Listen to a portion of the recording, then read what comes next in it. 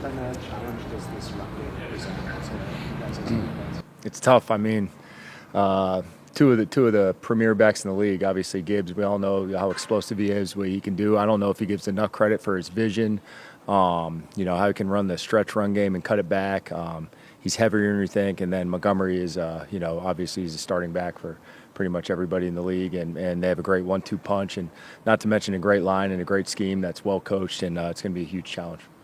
What was it like seeing Nate get that interception last week? Oh, it was awesome. He's just a stud. I mean, he's been forcing turnovers, making plays all year, and he's kind of been the linchpin and the energy of the defense. And, he's the guy we look to if we're getting in a little lull to kind of pick everybody up. And it was cool to see him kind of make the play. You've seen Jared since he came into the league. What's the difference between what you see now and maybe what you saw back in 16, 17? Yeah, you're definitely 18? seeing just a more mature, more experienced version of him. He was obviously a great player when he was here, and he's just continued to ascend and build off that. And they've done such a good job, putting pieces around him where he's comfortable, and getting to his strengths and highlighting the receivers that they got, getting the ball out of his hands, getting it to the playmakers around him. He has a really good line, really good scheme, really well coached, and he's just playing at a really high level. What do you think makes Nate Landman such a good fit on this team?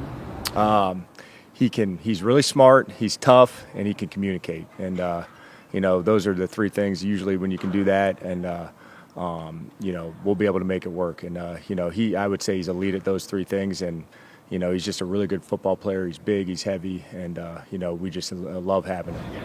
How have you felt about the rotation since he was back? Yeah, to me, it's always been a game-by-game thing. We feel like we have 4 starting corners, and, we feel confident with any of those guys. And, we're just kind of rolling those guys through. Okello's been back, kind of getting his feet back underneath him, getting going. And, just like we said, we're lucky to have those guys. And, based on the week, based on the matchup, we're going to do whatever it takes to win that week. How do you think Jared Verse has taken to just the extra responsibility, just the extra attention he's getting from offenses, and what are some of the, ways he's impacting the game that aren't as obvious to outside people, like with the sack total? Yeah, we've been talking to him about, being in a great stance, being 1 of 11, not trying to do too much, not trying to be Superman every single play, and he's done just that. He's affecting the game. He's affecting the quarterback. He affects the game every single play. He's not just one of those guys, a one-trick pony that comes in and rushes.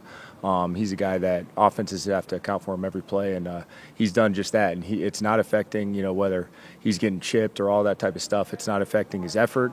It's not affecting his mentality throughout the game, and he's done an awesome job this season. Go ahead.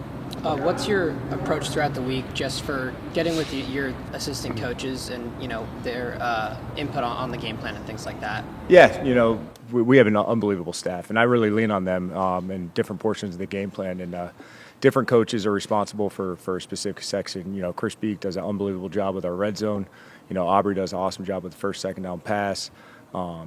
Drew and Joe with the protections and our blitzes and stuff like that, and Giff obviously with the run game and helping out with the front stuff. So I really lean on those. It's a true collaboration kind of throughout the week to get to the best place what it is. I'm just kind of calling it in on Sunday, but it truly is within specifics of the game plan. You segment it, and you lean on those coaches. Those coaches are the experts within that portion of the game plan.